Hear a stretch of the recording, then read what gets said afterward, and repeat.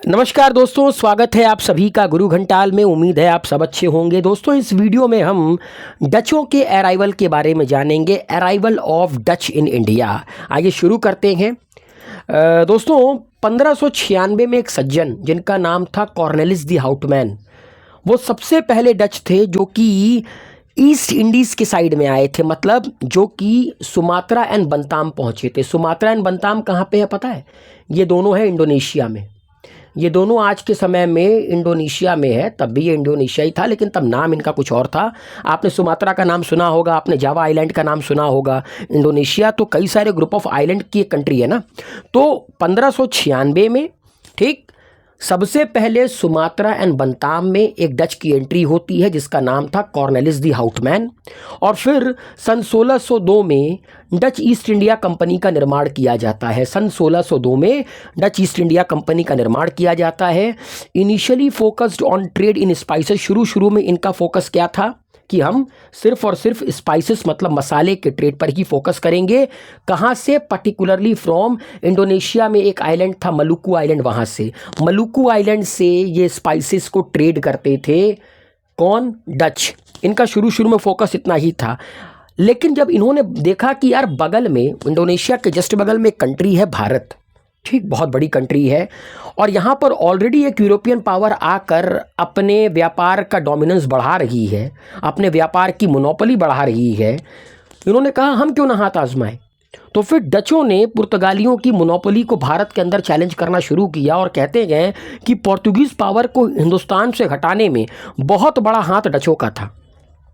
अब बात करते हैं जो एक एक फैक्ट्री इनके द्वारा लगाई गई। सबसे पहली factory Dutch East India company ने बांतेन में लगाई। बांतेन कहाँ पे है? ये मॉडर्न इंडोनेशिया में है।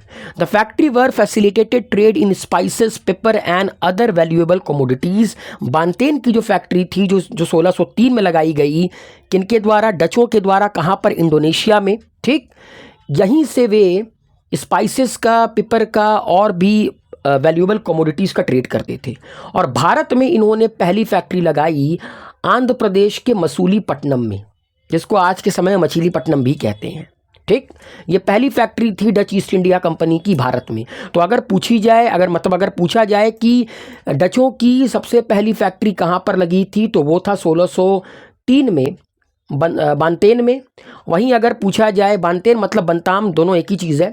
और अगर पूछा जाए कि भारत में इनकी पहली फैक्ट्री कब लगी, कहाँ पर लगी, 1605 में मसूलीपट्टनम, आंध्र प्रदेश।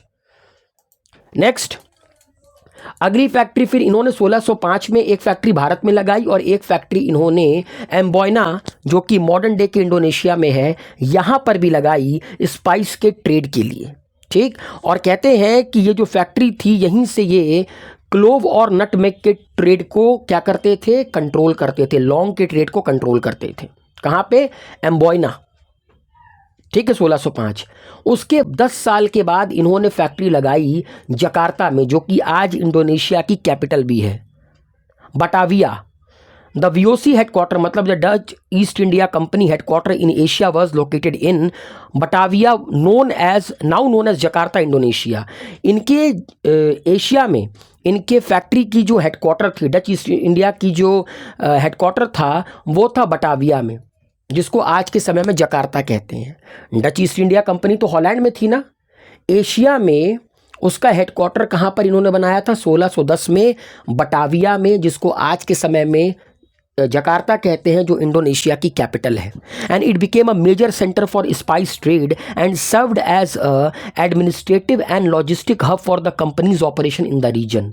और ये जो बटाविया फैक्ट्री थी, जो आज के समय में जकार्ता फैक्ट्री भी कह सकते हैं, 1610 में बनी।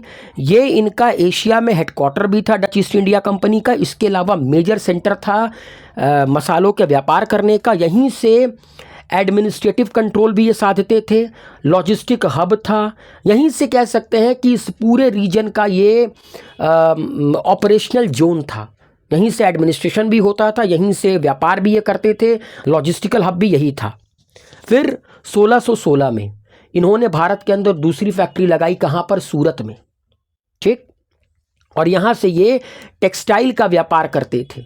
कॉटन और सिल्क के टेक्सटाइल का व्यापार करते थे। तो 1605 में पहली फैक्ट्री भारत में कहाँ पे लगाई? मसूलीपट्टनम आंध्र प्रदेश में, और 1616 में सूरत में फैक्ट्री लगाई।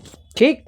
और अगर देखा जाए सबसे पहली फैक्ट्री बंताम में लगाई 1603 में, 1605 में एम्बोइना में, और 1610 में कहाँ पर लगाई? जकार्ता में, जिसको बटाविया भी कहते हैं। उसके बाद 1624 फॉर्मोसा ताइवान। आपने फॉर्मोसा स्टेट के बारे में पढ़ा होगा, अगर आपने ज्योग्राफी में जो स्टेट्स हैं पढ़ा है, तो चाइना और ताइवान के बीच में एक स्टेट है जिसको फॉर्मोसा स्टेट कहते हैं। 1624 में इन्होंने ताइवान का कंट्रोल अपने हाथ में लिया, तब ताइवान को फॉर्मोसा कहते थे। ठीक। और फिर इसको इन्होंने मतलब इस ताइवान का या फॉर्मोसा का इस्तेमाल इन्होंने ट्रेड के लिए भी किया और अपने डिफेंसिव आउटपोस्ट के तौर पर भी फॉर्मोसा का इस्तेमाल किया। 1624 में बंगाल में इन्होंने फैक्ट्री लगाई। 1627 में कहाँ पर? हुगली में। हुगली में इन्होंने सन 1627 में अपनी फैक्ट्री लगाई। ठीक। ये हुगली वाला जो इनका फैक्ट्री थी वो बंगाल के ऑपरेशंस का गढ़ बन गया, मतलब यहीं से पूरे के पूरे बंगाल के ये ट्रेड ऑपरेशंस को कंट्रोल करते थे। सॉल्ट पिटर, टेक्सटाइल आदि चीज़ों का यहाँ से ट्रेड करते थे।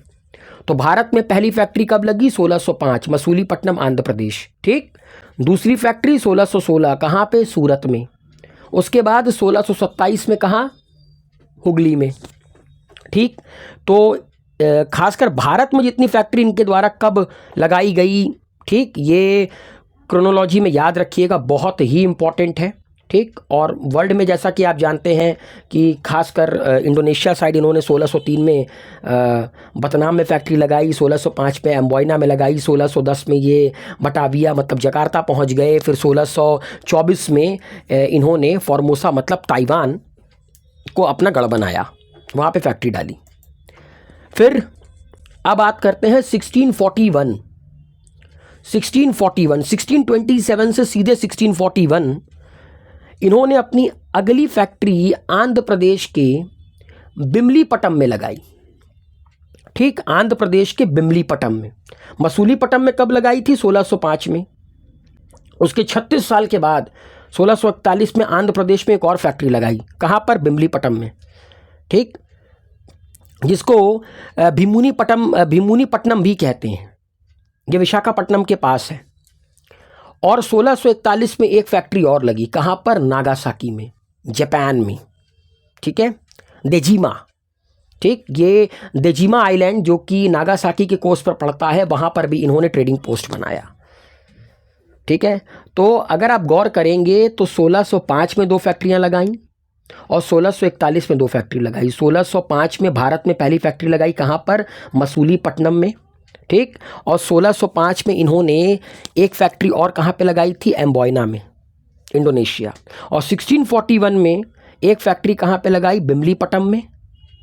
और 1641 में दूसरी फैक्ट्री जो बाहर लगाई वो नागासाकी के डेजिमा कोस्ट में, डेजिमा आइलैंड पर लगाई।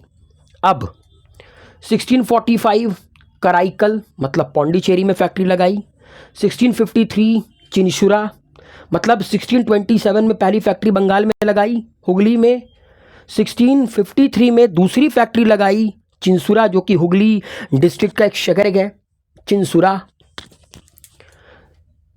1663 कोचीन, ये याद रखिएगा, बहुत ही इंपॉर्टेंट है। मैंने जब आप लोगों को पोर्टुगीज़ के बारे में पढ़ाया था तो हम लोगों ने पढ़ा था कि 1503 में उनकी पहली फैक्ट्री कहाँ पे लगी थी? कोचीन में लगी थी। और 1663 में डचों ने अपनी फैक्ट्री कहाँ पे लगाई? कोचीन में लगाई। 1658 में तो इन्होंने बहुत सारी फैक्ट्रियाँ लगाई। बारानगर, कासिम बाज़ार, ये दोनों कहाँ पर है? वेस्ट बंगाल में। बालासोर उड़ीसा, पटना बिहार, और नागापट्टनम। कमेंट बॉक्स में लिखकर बताइए कि Masulipatnam Andhra Pradesh, बिमलीपट्टम Andhra Pradesh, but what about the नागापट्टम? नागापट्टम कहाँ पे है? तो इन 5 जगहों पर फैक्ट्री लगाई गई 1658 में। और ये बहुत ही इम्पॉर्टेंट है, ये बहुत ही इम्पॉर्टेंट है। क्रोनोलॉजी के ऊपर सवाल डचों में पूछा जाता है, और डचों में सवाल सिर्फ और सिर्फ मैंने देखा है अक्सर क्रोनोलॉजी के ऊपर ही पूछते हैं। नाउ अब इनका डिक्लाइन कैसे हुआ? बहुत लंबे समय तक भारत में नहीं टिके क्योंकि तब तक अंग्रेज भी आ गए थे। बैटल ऑफ कोलाचेल ये बहुत इंपॉर्टेंट है। बैटल ऑफ कोलाचेल जो कि 1741 में हुआ, जिसमें ट्रैवनकोर के राजा ने डचों को हराया। बड़ा ही हिस्टोरिक क्लैश था। हुआ क्या था मैं बताता हूँ। The battle of Colachel which took place in 1741 was significant military conflict between the kingdom of Travancore located in the southern part of the present day Kerala, India, and the Dutch East India Company. This battle is notable for its outcome as the Dutch suffered a decisive defeat at the hands of the Travancore forces. देखिए दोस्तों, battle of Colachel 1741 में एक तरफ Dutch East India company थी और दूसरी तरफ कौन था उनके अगेंस्ट में जो ट्रैवनकोर राज्य था, जो ट्रैवनकोर किंगडम था, जो कि प्रेजेंट डे के केरला में है। केरला को एक बार ट्रैवनकोर भी कहते थे। उनके बीच में हुआ, ठीक। और यहाँ पर ट्रैवनकोर किंगडम ने डचों को बहुत बुरी तरह हराया और कहते हैं कि फिर यहीं से डचों का पलायन और डचों का जो डिक्लाइनेशन होता है वो शुरू होता है, ठीक। अब इसके पीछे का कारण क्या था, ये लड़े भिड़े क्यों? During the 17th and the 18th century, various European colonial power, including the Dutch, were actively involved in trade and colonization along the Malabar coast of India, which included the modern-day state of Kerala and Tamil Nadu. 17वीं 18वीं शताब्दी के दौरान Malabar coast, जो present day का केरला और तमिलनाडु का इलाका है, वहाँ पर कॉलोनियल पावर बहुत तेज़ी से अपनी पैठ जमा रही थी। फिर चाहे वो पुर्तगाली रहे हों, अंग्रेज़ रहे हों, डच रहे हों, ठीक, एक्टिवली इन्वॉल्व हो रहे थे ट्रेड में। वहाँ के लोगों को इन्फ्लुएंस कर कर उस जगह को अपनी कॉलोनी भी बनाना चाहते थे, ठीक।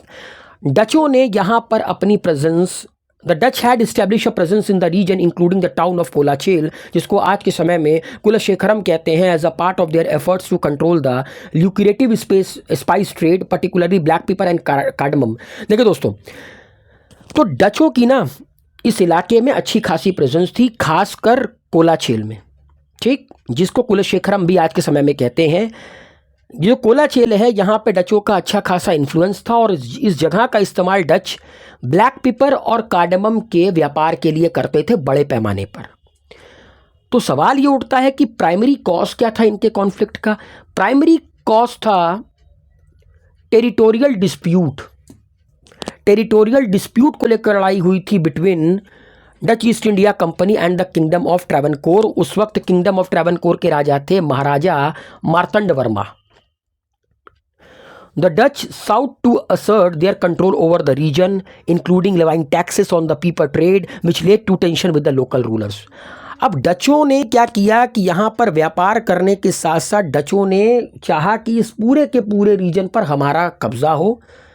टैक्स लगाना शुरू कर दिया पेपर के ट्रेड के ऊपर। अब बस इसी चीज़ को लेकर बवाल हो गया। राजा ने कहा भाई मेरे इलाके में ये सब मैं कैसे मंजूर करूँगा। तो यहीं से फिर बवाल शुरू होता है और बैटल ऑफ कोलाचेल 1741 में उसका रिजल्ट गए और 1741 में बैटल ऑफ कोलाचेल में दौड़ा के ये सब मारते भी हैं ट्रैवनकोर के जो राजा होते हैं और डचों को हराते हैं बहुत बुरी तरह। और पूरी दुनिया को एक मैसेज भी जाता है कि कॉलोनियल पावर दिखती बहुत बड़ी है, लेकिन इनको ऐसा नहीं है कि ये नामुमकिन है हराना। उस वक्त भी डचों के पास अच्छी खासी फौज थी। लोग बताते हैं कि one of the finest navy थी डचों के पास, फिर भी डच हारे। और डचों की ताबूत में आखिरी कील अंग्रेजों ने गाड़ी। कब? एम्बोयना इंसिडेंट के चलते। अब देखिए, तब तक जो पोर्तुगीज हैं उनका इन्फ्लुएंस भारत में बस गोवा तक सिमट कर रह गया था, ठीक। मेन अब डच और अंग्रेज आमने सामने थे। अंग्रेजों को किसी भी तरह डचों को निकालना था, ठीक। तो एम्बोयना इंसिडेंट क्या था? कहते हैं कि अंग्रेज़ों और डचों की लड़ाई 1623 में पीक पर पहुंच गई एम्बोयना इंसिडेंट के चलते। ये वही जगह है जहां पर सन 1605 में फैक्ट्री लगाई गई थी डचों के द्वारा। ये कहां पर है? इंडोनेशिया में है। यहां पर डचों ने क्या कर दिया, 10 अंग्रेज़ों को और 9 जापानीज को मार डाला। और कहते हैं इसी इवेंट के बाद डचों और अंग्रेज़ों के बीच का जो टेंशन है वो खतरनाक तरीके से एक्सकलेट कर गया, ठीक। और बहुत स्ट्रगल के बाद, एक लंबे स्ट्रगल के बाद दोनों पार्टियां 1667 में एक अग्रीमेंट पर पहुंची। The British agreed to abandon all claim to Indonesia while the Dutch decided to withdraw from India to focus on their more successful commerce in Indonesia. अंग्रेज़ों ने कहा ठीक है, इंडोनेशिया पर हमारी जितनी भी क्लेम है हम वापस लेते हैं।